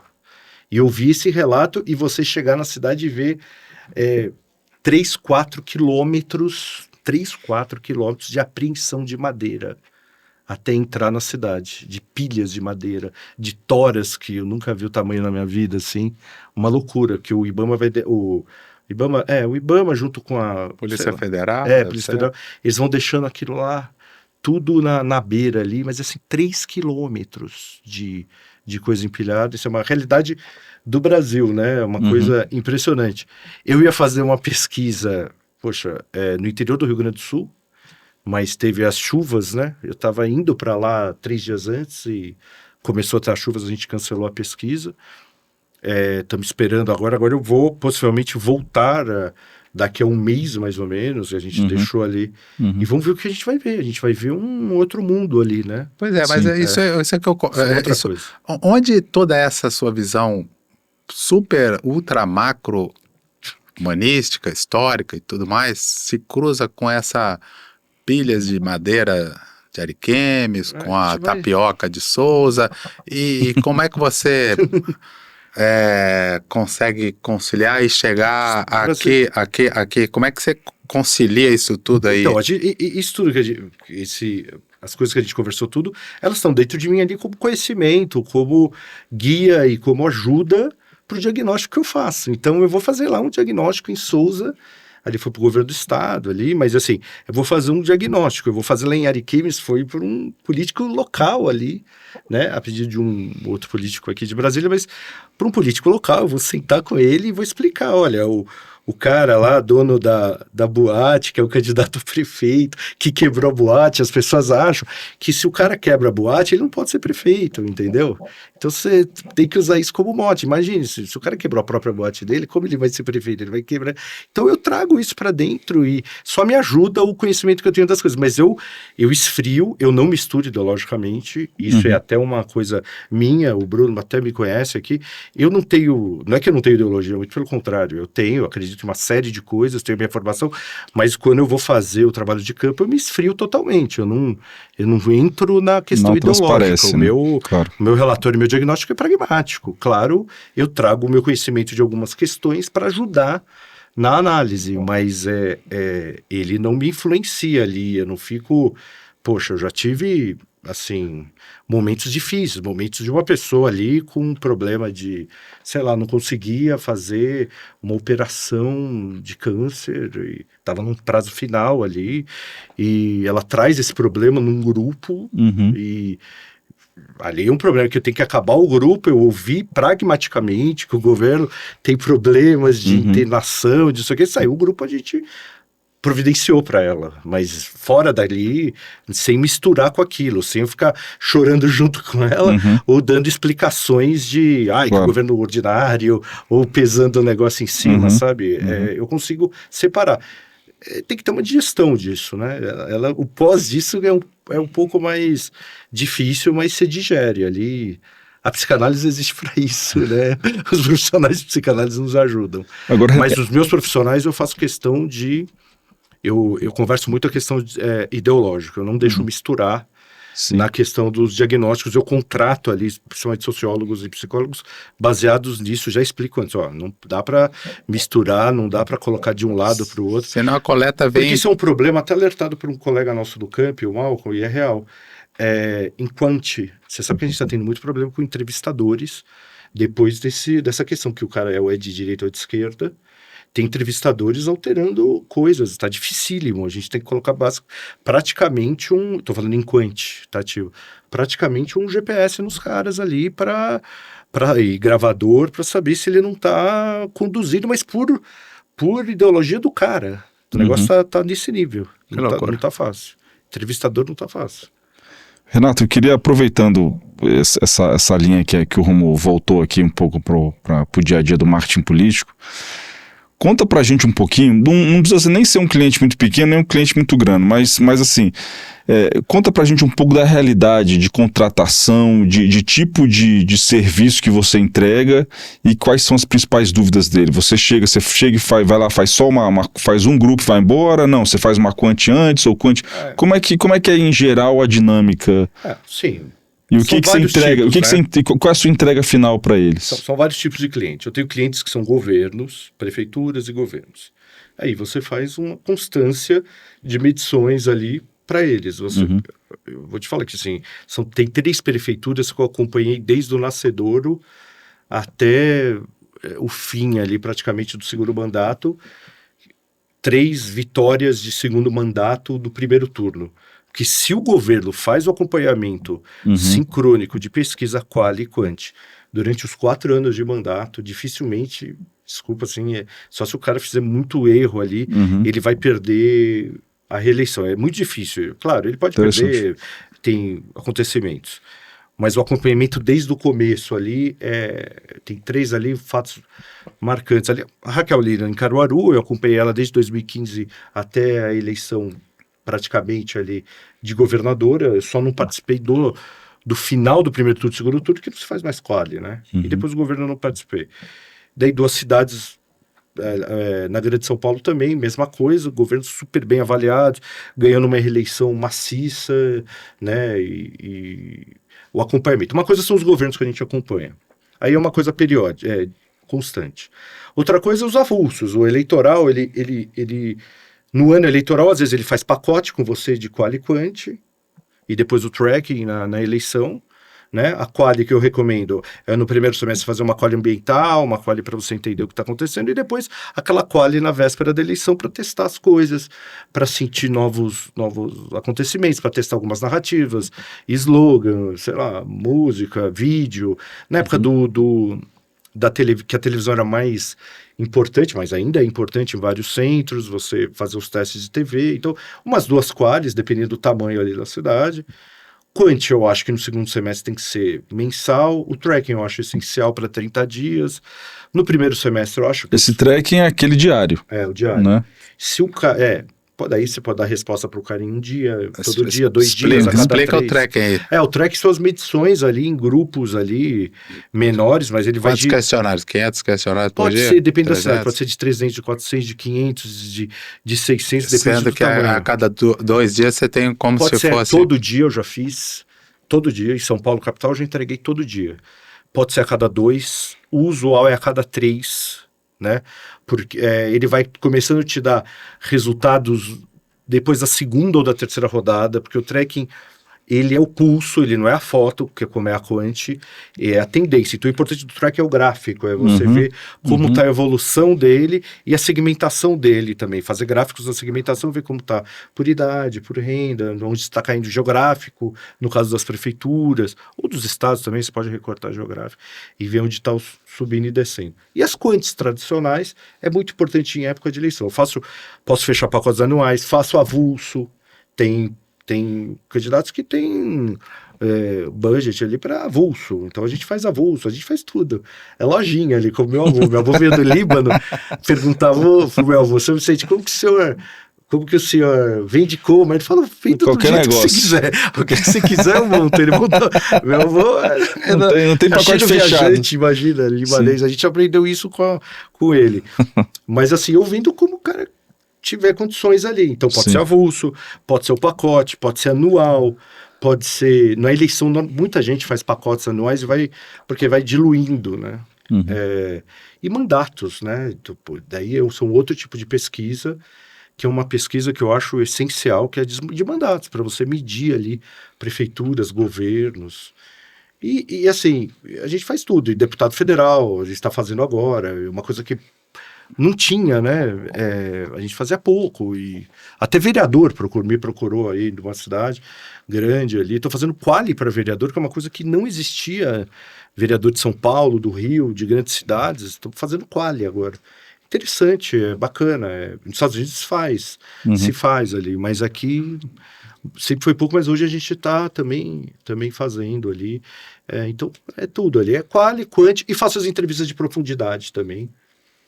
Aí as entrevistas de profundidade são entrevistas, mas quando você não consegue ali na qualitativa extrair o que você quer, principalmente grupos específicos ali, às vezes vale a pena você fazer profundidade no marketing político e também no governamental, né? Eu já fiz para secretarias de governo ali de agricultura, já fiz para comunicação, faço para 2 órgãos aqui do governo federal. Na entrevista de profundidade você pega pessoas, vamos supor, você quer ouvir, eu fiz agora uma, né, para uma autarquia do governo federal que eles queriam ouvir exportadores em potencial do Brasil, e montamos ali dividimos o Brasil em 2, 3 níveis ali de exportadores, por região e fomos partir para as entrevistas em profundidade, online principalmente, mas teve presencial. E daí, depois você forma um relatório. depois a gente faz um relatório e junta tudo isso. O mediador que muda, o mediador na qualitativa, de preferência tem que ser um sociólogo, ou um psicólogo, ou alguém ali. O da profundidade já é mais o jornalista, já mais os especialistas. Então, se for de economia, é legal às vezes você contratar um jornalista econômico. Se for da área do agro, por exemplo, eu contratei 2 jornalistas dessa área, porque daí é a conversa ali que você faz um roteiro e profundidade. Ou quando você não consegue fazer qualitativas de segmento, por exemplo, você conversar com uma... A gente estava falando da classe A+, por exemplo, vários Brunos Hoffman ali. Que isso. Para você conversar sobre o lançamento. Triplo A. Você não consegue juntar num grupo normal de 8 pessoas, né? Você vai ter que servir lagosta ali para os caras, não dá. Então é melhor fazer a profundidade do que fazer a quali. Ô Mário, você viu aqui que o nosso entrevistador hoje, ele falou que era advogado, antropólogo e cientista político. Mas pelo jeito o cara é historiador, contador de história e psicanalista. Psicanalista. Não, psicanalista a gente acaba lendo demais, mas não tem uma formação. Mas a gente acaba estudando demais e eu tenho profissionais lá no instituto dessa área. Para entender algumas coisas do eleitor, às vezes você precisa entender um pouco de psicanálise. Não adianta só o conhecimento sociológico ou político ali, ambiental. Sim, tem questões de psicologia ali, né? Muitas vezes... Eu faço, por exemplo, uma prefeita mulher ali, é um caso, por exemplo, no Brasil, numa cidade importante, e, nossa, a gente estava impressionado, porque mulheres ali de 45 a 55 anos odiavam ela, num corte de quant. Daí eu fiz um grupo de quali e percebemos que mas eles não conseguiam explicar. E daí eu saí do grupo, né, e pedi para uma psicanalista participar. Adiei um pouco o grupo, uns 15 minutos, a psicanalista é perto ali, no escritório da sala que a gente fez, aqui lá em São Paulo. A gente desvendou na psicanálise, porque não era na gestão, não era em nada. Então, era um sentimento... Era o quê? Era um sentimento pessoal, uma mulher muito bem sucedida, bonita, sexualmente alegre, sei lá. Tinha várias questões ali, e ela criou 2, 3 dinâmicas ali, que desmontou o grupo, e a gente entendeu o âmago, era um problema ali a mulher começou a reclamar da vida afetiva dela, começou, sei lá... De inveja, e a gente começou a entender. Que eram questões totalmente pessoais. Sim. Não eram questões, porque não funciona isso, porque naquilo, porque politicamente ela é isso ou aquilo, porque não dava para extrair, e o número é muito razoável na quantitativa de rejeição. É uma rejeição que estava pesando e atrapalhando a candidata. E tem conceito para isso? Ela mudou alguma postura? Mudar algumas coisas, tem. Tipo? Coisas dela, sei lá. Às vezes é vestimenta, às vezes é uma joia, né? Às vezes é uma... vestir, de se colocar, às vezes é um pouco mais velha, mais batom, enfatizar demais a questão da sensualidade, beleza, isso. Ficar um pouco mais formal. Isso, uma coisa mais... se enfeiar, literalmente. Quer dizer, deixar a beleza pessoal dela mais para o mundo privado. Isso. Mundo privado. Ela tá mais austera ali, um pouco menos... Era muito sorriso. Talvez um óculos, que agradava tudo demais pode ajudar um ali, pouco. Mas assim, um sorriso, que quando também você aprofundava no público masculino, os caras confundiam. Que não é verdade, não é. Por exemplo, uma pessoa super simpática. Mas é difícil esse negócio da mulher, né? Muito louco. Não, mas da mulher aí eles pegaram mas com homem não fica com raiva. Homem não tem isso. Não fica. Homem não sofre esse tipo de coisa. Não, muito difícil. Muito difícil. Essas raivas, muito difícil. Eles brincam até, quando as mulheres acham que o cara é charmoso. Eu fiz agora uma de uma cidade do Mato Grosso, e os caras riem, fazem piada, e eles não se importam tanto, mas as mulheres... Mas não é uma questão só de beleza, tá? Foi ali uma questão de... preconceito comportamental. De uma super bem sucedida, inteligente, rica, que veio de baixo, que é bonito. Parece alcançou tudo que eu poderia... Tinha mais chance de ter alcançado, sabe? Porque numa classe ali B, o grupo, basicamente, a moça veio de uma classe até de baixo ali. Então tinha aquele, como chegou e eu não, sabe? Sim. Eu tenho uma clássica que eu ouvi no presidencial de 14 da Marina, uma senhora em São Paulo, que não ia votar na Marina porque era um absurdo uma mulher que veio do Acre, que não ia analfabeta, chegar à presidência e minha filha, que tem pós-graduação, não conseguia arrumar um emprego. Esse é um clássico meu. Pois é, então devia ter concurso para presidência. Exato. Né? Isso é um clássico dos clássicos. Renato, antes da gente terminar esse nosso episódio aqui, a gente sempre pede também uma dica, né? Você que está no mercado há tanto tempo, tem muita gente que vai estar ouvindo a gente aqui que gosta muito de pesquisa, que pensa em trabalhar nisso. Você já falou muito aqui na questão de conhecer história, de ler bastante, de conhecer um pouco da psicologia, mas o que mais você adicionaria para essa turma aí que está interessada exatamente na pesquisa? Eu acho que assim, a experiência de campo ela é a mais importante que tem. Mesmo você não tendo as dinâmicas para fazer, os grupos, vai visitar o Brasil, se tiver oportunidade, sua própria cidade, não ficar preso em bolhas ali. Muitas vezes quem estuda, quem tem acesso ao estudo, pode estar preso em bolhas, assim, os mesmos grupos, os mesmos ambientes, vai conhecer tudo, né? E principalmente comece a ouvir o povo, não um discurso político, mas comece a ouvir o povo, comece a ir nos lugares, fazer aquelas conversas de taxista. Viaje e interage, né? Todo marqueteiro que quer nos derrubar fala assim, já fiz a pesquisa com o taxista, os caras querem nos derrubar com o senador, com os clientes, eles fazem isso. Assim, já conversei com o taxista, mas faz isso, conversa, e aí? Conversa com o taxista, vai no boteco ali, pede um café, e aí? Faz um teste. E como está o governador? Aí como está o prefeito? Está indo bem, mal? A saúde é boa por aqui? Não sei o que. Legal. Mas ele é bom? Quem vai ser os candidatos? Vai treinando, vai tendo. E é importante o conhecimento da realidade. O Brasil, ele é multifacetado. Se ficar preso em bolhas, o grande negócio é você se projetar pelo país aí e conhecer, porque é um país muito diferente, muito interessante. É um país espetacular. Ele é interessantíssimo. Ele tem vários...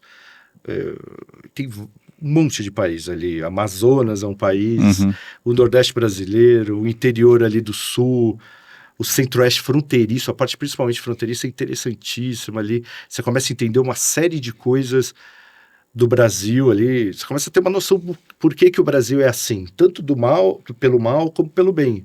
Ou as coisas negativas como as positivas. Você começa a entender o Brasil, você começa a compreender mais. É tipo uma psicanálise coletiva. Você começa a entender mais o Brasil. Tá, é assim por isso. Dá para entender. Você fica menos verdades absolutas. Você nunca teve a tentação de fazer um livro sobre essa... Tenho. Me parece que você tem um olhar meio de mosca, assim, que é um olhar cheio de lentes, assim, né? Eu tenho uma apresentação super criticada porque ela normalmente estoura os prazos. Você teve até numa palestra, né? Os caras fazem eu fazer ele em 20 minutos, eu faço 50, 40. Que o cara me falou, outro dia um rapaz ali falou, de marketing, falou, cara, sua apresentação tem 82 lâminas, entendeu? Que eu comecei a montar os estereótipos do Brasil que se divide, não sei o quê. E agora, passando essa eleição, eu penso sim em escrever alguma coisa de verdade ali sobre o Brasil mais a fundo. Você me deu uma ideia boa aqui dos personagens, de um número ali, de fazer os cruzamentos. Eu já tenho os personagens, mas eu não tinha pensado ainda nos cruzamentos, entendeu? Então, eu tenho muita coisa escrita, cara. Assim, a quantidade de diagnósticos que eu tenho é assustador. Dá nome. Se eu puder participar logo, dá nomes. Sim. Quem é esse aqui? Qual é o nome, sabe? Sei, entendi. Que é o nome desse dá aqui? até nome, né? Dá nome logo. Seu Zé... Dá o nome. Não, o perfil. Esse perfil aqui, quem é? Sim, eu tenho isso. O perfil Mário Rosa, por exemplo. O Mário Rosa não tá. O perfil é só esse D aí. Eu tô preocupado com o preço. A aristocracia francesa. Aí é pra França. Seria aquele detentor de todo o conhecimento, né? Seria aquele que estaria acima de tudo, de todos, acompanhando o movimento. Uberman, né? Os alemães chamavam. Bruno, sabe o que eu achei mais maravilhoso nisso aqui? Eu ressalto isso para você que está vendo. Veja, por causa de uma atividade profissional, ele seguiu, na verdade, a profissão do avô, né? Não, meu avô é um comerciante. Mas é um caixeiro. Mas você também, porque você ficou 27 estados, viajou todos os municípios. Você virou um caixeiro viajante, fazendo pesquisa através do marketing político. Você é um caixeiro viajante que não vende produtos, mas vende diagnósticos de pesquisa, mas é a mesma profissão, na verdade. Sim, sim. E isso através dessa coisa sensacional que é o tema desses nossos podcasts aqui, que é a amplitude, né? Das Exatamente. possibilidades. Ó, o livro já tem até nome, O Caixeiro Viajante. Porra, então eu vou ficar aqui mais. Eu vou ficar mais uma meia hora que eu vou tirar tudo daqui de você. Olha como é importante vocês pra gente. Que a gente não consegue pensar. Caixeiro Viajante é a biografia, mas esse aí são esses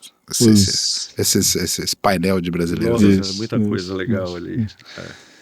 Renato, Obrigado, viu? Aqui é um pinzinho do Camp, a gente entrega aqui para todo mundo que vem participar. Excelente. Né, o Camp hoje é um selo de qualidade no mercado. É uma honra E você representa essa qualidade no mercado brasileiro do marketing político. Obrigado, Bruno. Eu tenho muita honra de ter participado ali da fundação, ali no começo. Mário Rosa, que é um ícone do nosso absolutamente. setor. Ele nem lembrava mais que eu já tive com ele em outras lembro. O cara é tão macro que ele não. É um ícone ali. Ele tá dizendo que eu sou um sujeito sem memória. Mas não, é idade. Ele é um cara tão super macro ali. É uma referência pra gente, é uma honra estar aqui com você, Mário. Sério, que a gente honra é minha, pô. Sempre ouve de você e é um orgulho ali. E o Bruno, um grande amigo, obrigado por chamar. Esse trabalho maravilhoso que você faz no Camp. Estamos à disposição aí de vocês para o que daí vier ali. E continuar viajando o Brasil esse ano aí. É isso aí, nosso Caixeiro Viajante. É isso aí. Uma honra grande, né? Mais um episódio do Camp com Mário Rosa, Renato Torgan. Muito obrigado, pessoal. Campcast. Histórias, pensamentos e caminhos do marketing político brasileiro. O Camp é uma associação profissional apartidária. As ideias, opiniões e materiais aqui divulgados são de responsabilidade única de seus autores. O intuito é criar registro histórico e compartilhar conhecimento técnico ao mercado e à sociedade para ampliar o entendimento da democracia em diversas nuances, sem qualquer intenção de defender ideologias ou partidos políticos.